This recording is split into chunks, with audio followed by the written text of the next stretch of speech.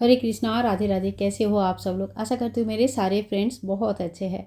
So friends, आज का जो टॉपिक है ये है घर पर पैसे की बचत हम क्या करें। घर के जब महीना शुरू होता है, यानी कि जब 1 तारीख आती है या कहीं कहीं पे 5 तारीख को सैलरी वगैरह होता है तो 5 तारीख आते हैं, तो उस दिन, पहले दिन, जिस दिन पैसे हमारे घर पर आते हैं, उस दिन हमें क्या करना चाहिए। तो चलिए शुरू करती हूँ आज का वीडियो। पूरा वीडियो सुन लीजिएगा, ताकि अगर आप सही में सीरियस हो कि घर की पैसे में हमें बचत करनी है, महीने के एंड में हमारे पास पैसे बिल्कुल हाथ में नहीं बचता है, या कितनी भी कोशिश कर लो हम अपने लिए 2 रुपया भी नहीं बचा पाते हैं, तो ऐसे में हम क्या करें। ठीक है, कुछ चीज़ें ऐसे हैं जो किसी किसी के लिए हो सकता है कि कारगर हो, कुछ चीज़ें ऐसे हैं कि किसी और के लिए कुछ और नियम होगा। ठीक है, तो वीडियो को जब आप पूरा सुनेंगे ना, तो धीरे धीरे सारी चीज़ें क्लियर होती जाएगी। तो चलिए शुरू करती हूँ आज का वीडियो।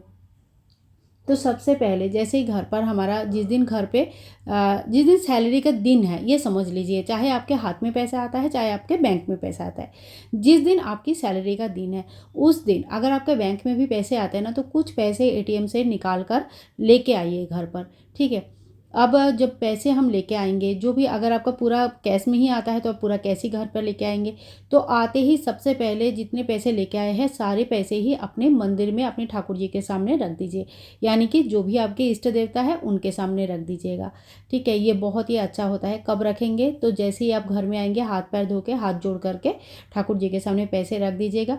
कम से कम 2-4 घंटे पैसे जो है ना वहाँ पे रखा रहने रहेगा। लक्ष्मी जी के पीछे छुपा कर भी रख सकते हैं, कैसे रखना है बिल्कुल आपके ऊपर है। ठीक है, तो अब जब हम उस पैसे को मंदिर से निकालेंगे, तो उसमें हम क्या करेंगे, थोड़ा सा पैसा, जैसे अगर आपका ज़्यादा सामर्थ्य नहीं है, ये कितना रखना है बिल्कुल आपके सामर्थ्य के ऊपर है।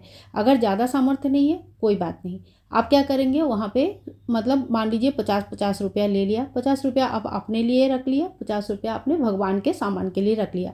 2 गुल्लक बनाने के लिए, बात मैंने दिवाली के टाइम पे भी बोला था, अक्सर बोलती रहती हूँ, 2 गुल्लक हमारे होना चाहिए। एक हम खुद के जो ऊपर खर्चा करना चाहते हैं, हमारा कुछ शौक है, कुछ स्वाद, कुछ इच्छा है, ठीक है, तो उसके लिए हम अपना पैसा जमा करेंगे, इसके लिए एक अलग से गुल्लक होगा, जो जिसका जो जो भी जमा होगा वो हमारे लिए होगा। और दूसरा गुल्लक होगा दान के लिए। देखिए, दान करने वाला हमेशा ही बड़ा होता है। माता लक्ष्मी जी के हाथ कैसे रहते हैं? हाथ ऐसे रहते हैं जो उनके हाथों से स्वर्ण मुद्राएं जो है ना नीचे आ रही है। मतलब हम लोग जो है ना, लेने वाले हाथ कैसे होते हैं और देने वाले हाथ कैसा होता है, ये बिल्कुल मतलब हमारे ऊपर है। ठीक है, जो दो देने वाले हाथ होता है वो हमेशा ही बड़ा होता है। तो आप, ऐसा नहीं बोल रही हूँ कि बड़े बड़े आप गोदान करें, ज़मीन दान करें, घर दान करें, सब पॉसिबल नहीं है आज के डेट में किसी के लिए भी, लेकिन हाँ 10-11 रुपया दान करना, 51 रुपीज़ दान करना, या सुहाग सामग्री दान करना, या कभी कभार जो बड़े बड़े त्यौहार आते हैं उसमें कंबल वगैरह, कपड़े वगैरह दान करना कोई बहुत बड़ी बात नहीं होती है। ठीक है, तो इतना हम कर सकते हैं। तो हम क्या करेंगे, गुल्लक में थोड़ा सा पैसा रख देंगे, और महीने के एंड में अगर आप ज़्यादा पैसा रख रहे हो, आप महीने के एंड में दान करने लायक हो गया, तो महीने के एंड में उसको दान कर दीजिए।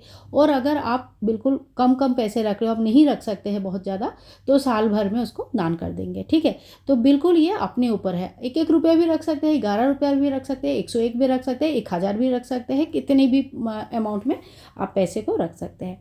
तो ये हो गया हमारा सबसे पहला काम। इसके बाद देखिए, डेली के जो खर्चा है ये वाइफ के हाथों में होता है। हाँ, डेली के खर्चा पहले तो हम ये काम कर लेंगे महीने के शुरू में ही। इसके बाद आते हैं कि पैसे का खर्चा हम कैसे कम करें। तो घर का जो गृहिणी होते हैं उनके हाथ में बहुत कुछ होता है। कहते हैं ना कि एक गृहिणी जो होता है ना, वो घर की लक्ष्मी होती है। अगर वो चाहे तो घर को स्वर्ग बना सकते हैं, अगर वो चाहे तो घर को एकदम बर्बाद भी कर सकते हैं। तो हमें क्या करना है, हमें जो है ना समझना पड़ेगा कि हमें घर को कैसे चलाना है। अब देखिए, सबका तो हस्बैंड एक ही जैसा कमाते हैं ऐसा नहीं होता है। किसी का हस्बैंड बहुत ज़्यादा कमाते हैं, किसी का हस्बैंड कम कमाते हैं, लेकिन जिस घर में हम लोग हैं, जिस घर का हमें भगवान ने, हमें जिस घर के लिए हमें चुना है, उस घर में हमें सुख और शांति दोनों रखनी है। हमें बड़े की तरफ देख के कभी ऐसा ना आस नहीं लगानी चाहिए कि इनके पास तो बहुत है, हमारे पास तो कुछ नहीं है। कभी नीचे की तरफ भी हमें देखना पड़ता है कि देखो उनके पास तो कुछ भी नहीं है, भगवान ने हमें कितना कुछ दिया है। अगर हम ऐसे सोचते हैं तो हमारे और कुछ नहीं होगा, सिर्फ मन को शांति मिल जाएगी। और जिस घर में मन को शांति मिलती है उस घर में हर चीज़ अच्छे होने लगते हैं। है कि नहीं। तो डेली खर्चे में आप क्या कर सकते हैं, तो देखिए सबसे पहले जो भी, अगर आप रेंट के घर पर रहते हैं, बच्चों का स्कूल का फीस है, दूध का पैसे है, ठीक है, ये सारे पैसे जो महीने भर के बाद हम देते हैं, ठीक है, तो वो पैसे आप अलग करके उनको 1 तारीख से लेकर 5 तारीख के अंदर अंदर दे दीजिएगा।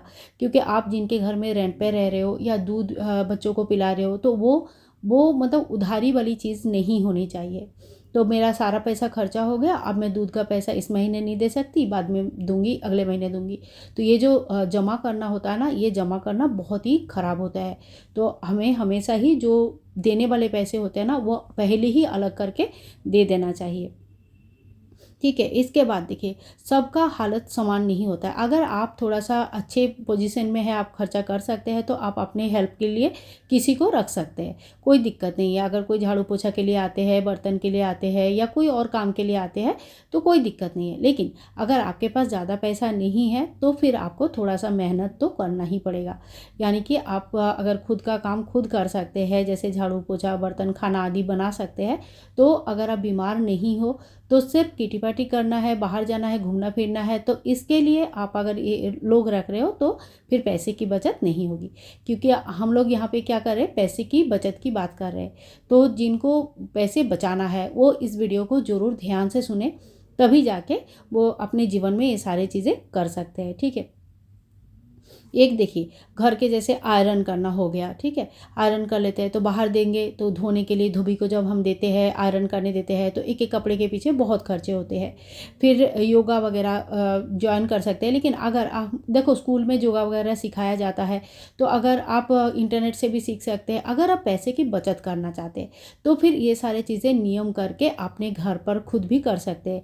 इसी तरह से अपना ब्यूटी पार्लर का कुछ चीज़ें कर सकते हैं, जैसे स्ट्रेटनिंग वगैरह, केराटिन वगैरह, इसमें बहुत खर्चे होते हैं। तो जो होममेड चीज़ें होती है ना, ये ज़्यादा इफ़ेक्टिव होते हैं, ख़ास करके जब हम मतलब जिनके पास टाइम नहीं है, मान लो जो ऑफिस जाते हैं, जिनके पास इतना टाइम नहीं है, वो तो ब्यूटी पार्लर का हेल्प लेते ही है। बट यहाँ पे साथ साथ में हमें ये भी देखना होगा कि वो खुद भी कमा रहे हैं, तो थोड़ा बहुत अपने ऊपर खर्चा कर सकते हैं। लेकिन जो लोग खुद नहीं कमा रहे हैं, तो उनको जमा करना है, तो उनको थोड़ा सा अलग तरीके से सोचना पड़ता है। तो उन्हें क्या करना है, वो धीरे धीरे अपने ख्याल तो ज़रूर रखें, अपना योगा वगैरह करना, अपना स्किन का, अपना हेयर का ख्याल रखना, लेकिन आप होममेड चीज़ों से भी बहुत अच्छे से कर सकते हैं। एक और बहुत बड़ी बचत हो जाती है। देखो, मैंने देखा है आजकल लोग नर्सरी के बच्चे को भी ट्यूशन भेज देते हैं, ABCD सिखाने के लिए भी ट्यूशन भेज देते हैं। तो देखो, अगर आप खुद पढ़ी लिखी हो, आप अगर पढ़ना लिखना आता है, अपने टाइम पे आपने बहुत मेहनत किया है अपनी पढ़ाई लिखाई के ऊपर, तो अपनी पढ़ाई को काम में लगाइए। अगर आप अपने बच्चों को पढ़ाते हैं, अपने बच्चों का छोटे छोटे जो प्रॉब्लम होता है सॉल्व कर सकते हैं, मैथ फिजिक्स वगैरह दिखा सकते हैं, तो देखिए आजकल मतलब देखा जाए तो साल का मतलब 50-60 हज़ार से लेकर लाख 2 लाख तक खर्चा हो जाता है बच्चों का ट्यूशन के पीछे। आप समझ सकते हो कितनी बड़ी सेविंग है, और ये सेविंग जाके कल के दिन आपके ही, आपके बच्चों का ही काम आएगा। देखिए, 10th-12th तक तो खर्चा में इतना पता नहीं चलता है, लेकिन उसके बाद जब भी हायर स्टडीज़ में जाते हैं ना, तो खर्चे बहुत बढ़ जाता है। इसीलिए शुरू से ही थोड़ी बहुत सेविंग्स रखना, अपना घर, खुद का मकान होना बहुत ज़रूरी है। तो आप सेविंग करें और उस जगह पे इन्वेस्ट करें जो कि आपका लाइफ टाइम होगा। जैसे अपने घर में इन्वेस्ट करें, अपने स्वास्थ्य के लिए इन्वेस्ट करें, अपनी पढ़ाई के लिए, बच्चों का फ्यूचर के लिए इन्वेस्ट करें। आजकल देखा देखी क्या होता है ना, किचन सजाना है तो बहुत सारा चीज़ें खरीद लिया, पता चला 50,000 का सामान, बर्तन, सारे बर्तन नया। क्या ज़रूरत है? ज़रूरत नहीं है ना। जब आपके पास एबंडेंट मनी है, बहुत पैसे हैं, तो आप करो, कोई दिक्कत नहीं है। लेकिन जब आपके पास पैसे उतना ही है जिसमें आप या तो अपनी फ्यूचर बना लो, या तो अपना घर सजा लो, तो फिर हमें अपनी फ्यूचर बनाने में ज़्यादा मतलब मन लगाना चाहिए, है कि नहीं। दूसरी बात है, देखो, खाना बर्बाद होने से घर की लक्ष्मी रूठ जाती है। बहुत सारा खाना बनाया, फिर बाद में खाना को फेंक दिया, ऐसा कभी नहीं करना चाहिए। जितने भी लोग हैं उस हिसाब से आप खाना बनाइए, और जो भी सुबह का खाना है वो रात तक कंज्यूम कर लीजिएगा। अगर खाना बना के फ्रिज में रहा 2-3 दिन तक, फिर फेंक दिया गया, या बहुत बासी खाना कंटिन्यूअस आप खा रहे हो, तो ये हेल्थ के ऊपर भी बहुत बुरा इफेक्ट होता है। और साथ ही साथ में देखो, जो चीज़ें हैं ना, बर्बाद करना तो कभी भी अच्छा होता ही नहीं है। उसी तरह से जैसे मैंने बोला, बहुत ज़्यादा ज़रूरत से ज़्यादा खर्चा करना एकदम सही नहीं है। अगर जैसे कोई शौक़ के लिए बस किटी पार्टी जाना है, हर किटी पार्टी में हर हफ्ते मेरा 2-4 हज़ार 5 हज़ार निकल जाता है।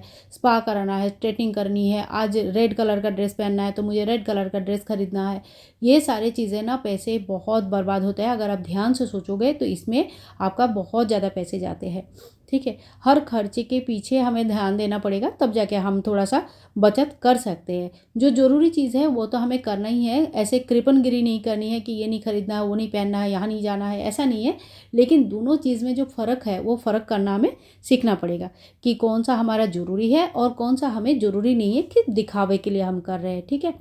और देखिए, एक मैंने पहले भी बोला, अभी भी बोल रही हूँ, देखिए 2 गुल्लक रखिए।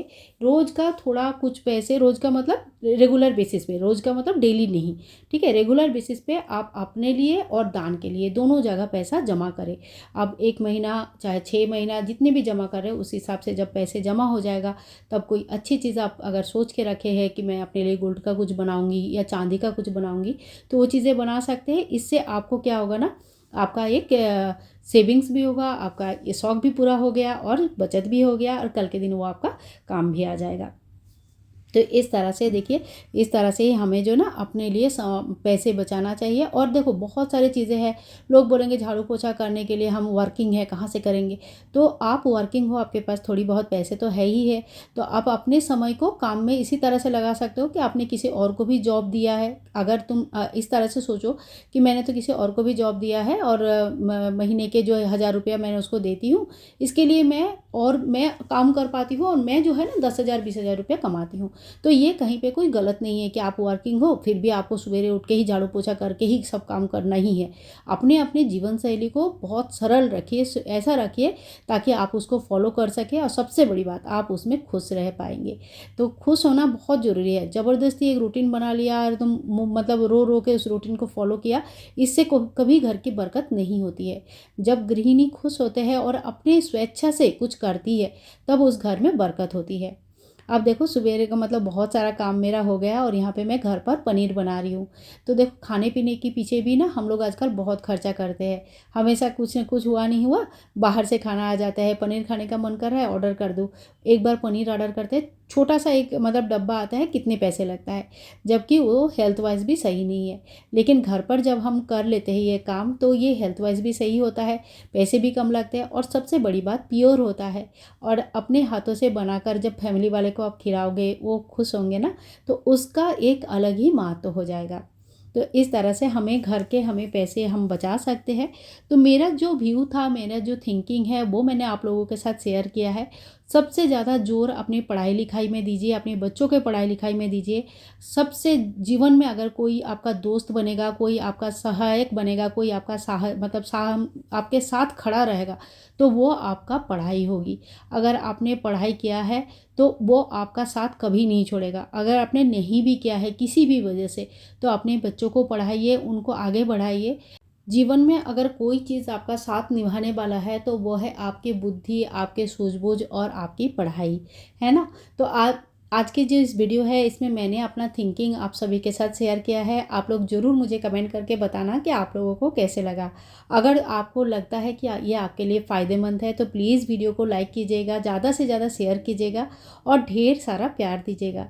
इसी तरह का और वीडियो देखने के लिए आप लोग जुड़े रहिए हमारे चैनल प्रतिविधि उपाय के साथ। मिलूंगी नेक्स्ट वीडियो में, तब तक के लिए हरे कृष्णा, राधे राधे। और भी आपका कोई सुझाव होगा और भी कुछ लिखना चाहते हैं तो कमेंट सेक्शन में ज़रूर लिखें। जो भी लोग सीरियसली इस बात के ऊपर ध्यान देते हैं, वो कमेंट सेक्शन में पढ़कर भी अपना कुछ ना कुछ फ़ायदा कर सकते हैं। तो बाय बाय दोस्तों, टेक केयर, हरे कृष्णा।